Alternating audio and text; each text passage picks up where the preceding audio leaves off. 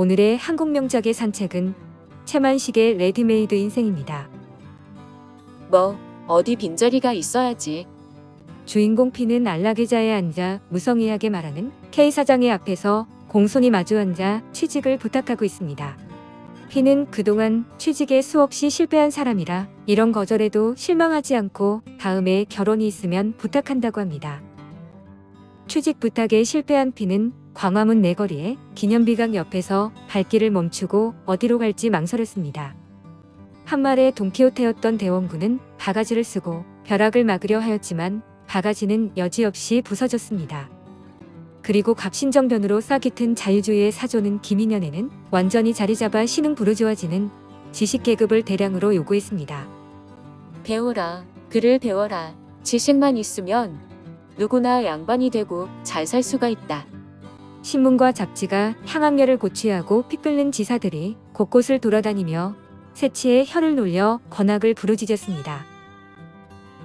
그러나 기술 없이 졸업증서만 가진 직업 없는 인테리가 매년 1000여 명씩 늘어나 한숨 쉬는 초상집의 주인 없는 개들 레디메이드 인생이 되었습니다.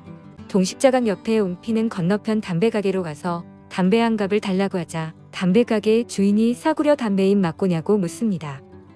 피는 자기의 행색을 흐저보다 심술이 나서 일부러 1원짜리를 꺼내들고는 고급 담배인 떼를 달라며 볼멘 소리를 질렀습니다. 방세와 전기값이 2달치나 밀려 있었는데 겨울 외투를 잡혀서 만든 돈에서 객기를 부려 비싼 혜태를 샀기 때문에 1원은 없어지고 3원만 남은 것입니다. 피는 삼청동 꼭대기에 월세로 얻은 행랑방에 돌아와 주인 노파가 전해준 편지를 읽은 후 한숨을 쉬며 편지를 찢어버렸습니다.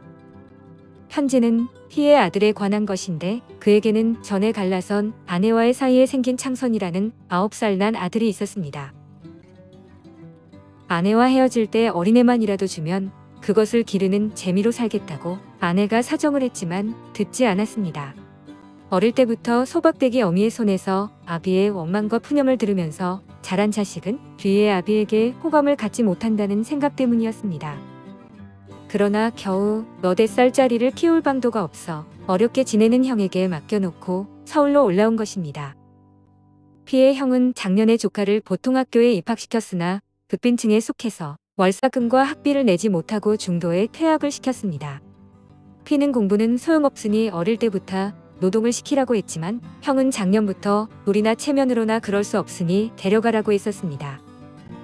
체면, 공부, 죽어도 인테리는 만들 찾는다.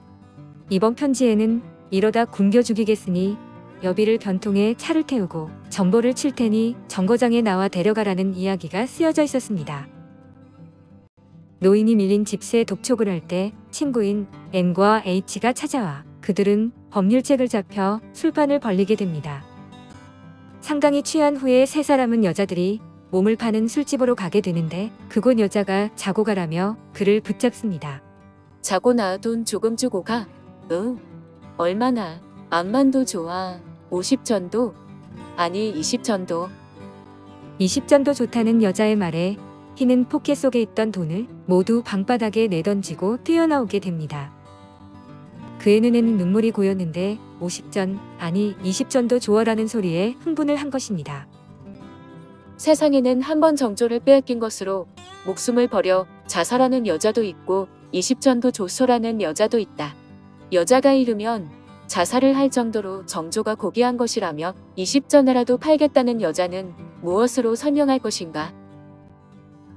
그러나 피는 곧 자신이 한 행위에 대해 이런 힐책을 하게 됩니다.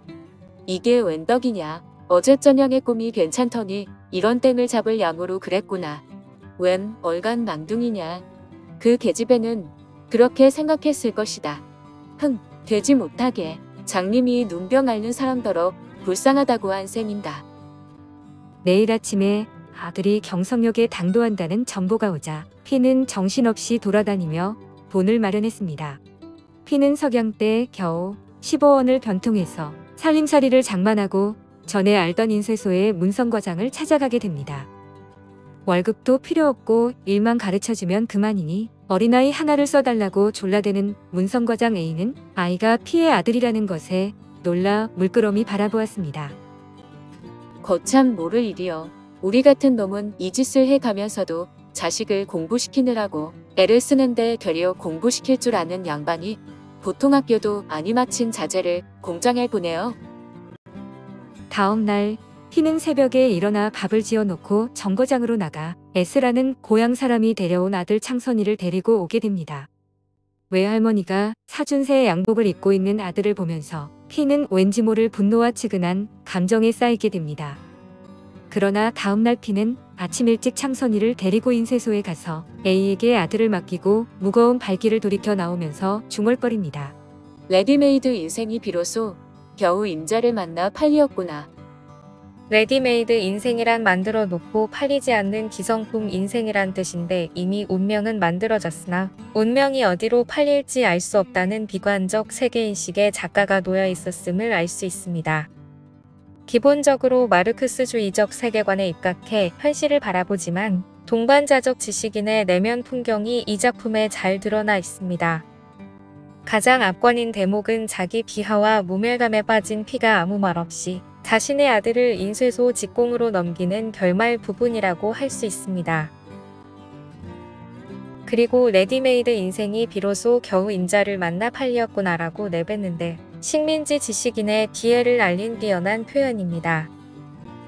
채만식은 1902년 전라북도 옥구에서 출생했으며 인비보통학교를 졸업한 뒤 상경회 중앙고등보통학교를 1922년에 졸업했습니다. 졸업 후 일본의 와세다 대학 부속 제1와세다 고등학원에 입학했으나 중퇴했고 그 뒤 조선일보사, 동아일보사, 개벽사 등의 기자를 지냈습니다. 1936년 이후는 직장 없이 창작 생활만을 했는데 1945년에 인피로 낙향했다가 다음 해에 이리로 옮겨 1950년에 폐결핵으로 사망했습니다. 290여 편에 이르는 장편, 단편소설과 희곡 평론 수필을 썼는데 특히 1930년대에 많은 작품을 발표했습니다. 그러나 채만식은 1942년에 조선문인협회가 주관한 순구경령 방문 행사에 참석하고 산문과 소설을 통해 징병, 지원병을 선동했습니다.